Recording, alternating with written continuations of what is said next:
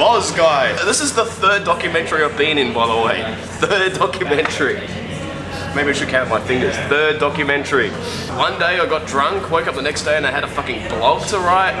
No, you just go out, get drunk, you take some photos. Hey, nice photos. Hey, those are really good photos. Take more of them. So you take a shitload of photos. And you write something funny. You know, write a review out of that. You start off with a couple of words, then a few more words, and a few more words. So you don't all of a sudden go, oh, 3,000 words.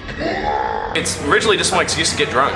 He's blowing his entire week to justify his weekend. But, you know, it saves a 9-to-5 job. I don't mind going about sleep because I'm doing what I like to do, which is basically just taking the piss. I started a practical joke about 4 years ago, and I'm fooling more and more people. I'm not a journalist. You can't take me seriously, but people do. Having a few beers, getting pissed, like pretty much any other person in the crowd, I just have a really elaborate, worded blog after it. I'm sort of a dissertation from the average pisshead.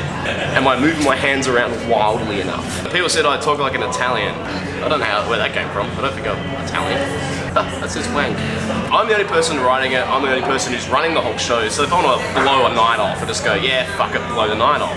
If I just want to not review a band and just talk about, you know, sock puppets, rewrite it, just run my own show. I can be that belligerent asshole just goes, oh, fuck you, man, I want to take a night off, you know. So there's that power. On the other hand, I don't get paid shit, but then again, who in the music industry does get paid shit? Nobody rip it up except maybe the higher ups get paid, so you're just doing it for the fuck of it. And I mean, I don't have to worry about journalistic integrity for one thing. I've started a joke and it gets funnier the more people think it's legitimate. This is like 9 o'clock in the morning for me, by the way. It's too early. It's 4:40, yeah. I know I've destroyed a few bands' careers. I think I've just prematurely stopped a few, which if you've actually seen some of the bands which I give really bad ratings to is probably a good thing. They may be watching. The main reason people are coming out is to catch all the DJs and shit, so that's doing more than I'm doing, or maybe Facebook is doing more than I'm doing, or maybe I'm just turning it at the same time. I don't know how much of an effect I'm actually having, but I like to think I'm actually part of the blame. I'm encouraging the binge drinking epidemic. I like to think that, you know, it beats watching Australian Idol and going, ooh, and hang around shopping centres. I mean, that's not music. Any person could start a band, literally any person, even people with no talent. I've seen plenty of those.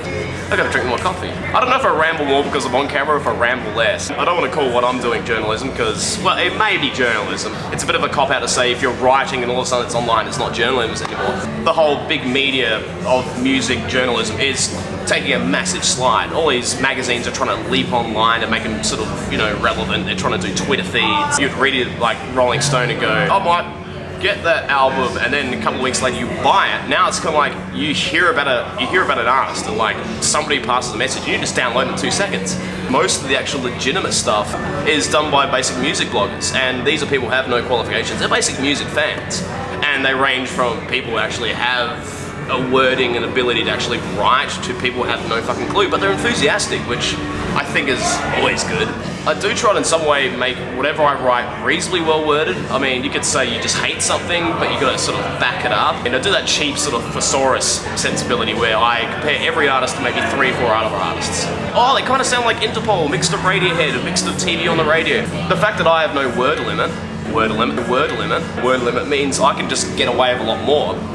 And since I have record labels hounding me, I mean, I can just tell them to fuck off because, you know, what do I care? I mean, I have no discipline. I'm self-disciplined. That kind of journalism may work a bit better than something like a sort of a cold, steady-state magazine. There's a lot of behind-the-scenes, I wouldn't say payola. A lot of little record labels going, oh no, you should promote this artist now. That's the good thing about blogs is you can find your niche and run with that. I suppose we're more the zines. It is an element of trust. How much you're willing to trust this publication to tell you what you want to go after. It's good just when an Adelaide artist actually releases an album.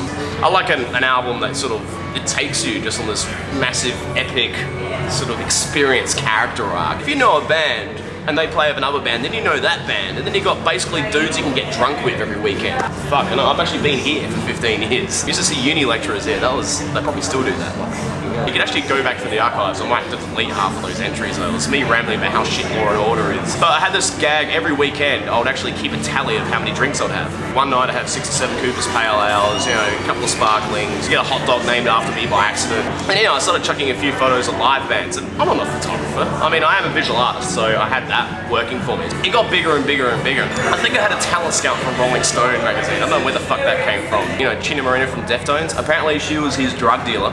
and one of the head photographers for Rolling Stone or something. And that was kind of an impetus. I thought, fuck, if Rolling Stone has an interest in this pissy little blog I've got, I've got to, you know, up the stakes a little bit. I had the same contact, she was going to jump to Metal Hammer magazine. I don't know anything about metal, besides the fact that, you know, I look like sort of Scandinavian rock god. And that fell through 2 weeks before the contract signed because she mysteriously became pregnant, freaked out, and then gave me a free camera. Adelaide needs these fucked up characters. You should buy into this and support Adelaide music. No, I don't. I don't give a fuck about Adelaide music unless I can relate to it, you know. This dweeb makes this music.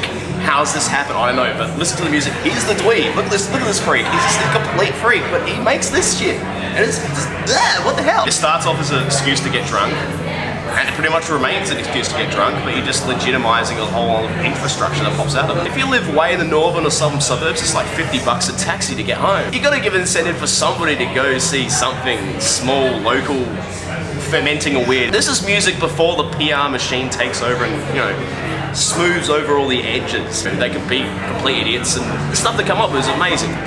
Life. That's what music is. It's not, you know, shiny little bits of plastic. I say that and I've got an iPod full of shit. We are a ghetto, but I mean, that adds to the flavour of it. I'm doing in spite of the fact that I will probably never ever get any money for doing this. And eventually I'll sell out and do reviews on Lady Gaga the rest of my life until I shoot myself in 18 months time. I just leave the house and I'll bump into 20 people I know. I think I'm blogging every weekend in the fear that if I stop blogging, it'll disappear. I don't know, I don't think there's too many pubs that can actually claim that they just do music. I know the Great Assembly does. If you ever feel jaded about the music scene at all in Adelaide, just go to the Great Assembly on a Monday. It's about people making music. It's not about, you know, money and movements and demographics and, you know, getting this many people through the door and this gig sold out 2 weeks ago. I mean, that's great when it happens, but, you know, it's more about people. People who make music, they're in front of you and they're making music, it's live. Was that answering the question? I can't even remember what the question was. I think I actually ran out of words to say for once. Good luck editing this.